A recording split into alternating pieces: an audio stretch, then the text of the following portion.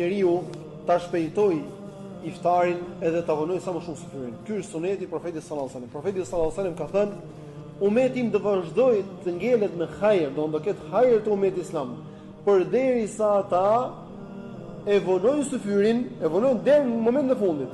Han syfyrin në momentin e fundit, edhe e shpejtojnë iftarin në momentin e parë sa për ndonjëherë." Ky është sunet. Prandaj nuk ka më asnjë lloj kuptimi që mbas perëndimit të diellit, që shikohet me syrin e lirë, që njeriu të presi mbas perëndimit të diellit më derisa dikoha sipas asaj thot kalendari me radhë, të gjitha këto nuk janë sakta, sepse Islami e ka lidhur agjërimin me dy gjëra konkrete të thjeshta që mund të njohë çdo kush, që është hyrja e agimit në lindje, që dallohet me syrin e lirë dhe nuk ka nevojë për llogaritje dhe as për kalendar, deri në momentin kur perëndon dielli, i cili duket me syrin e lirë dhe nuk ka nevojë për llogaritje as për kalendar.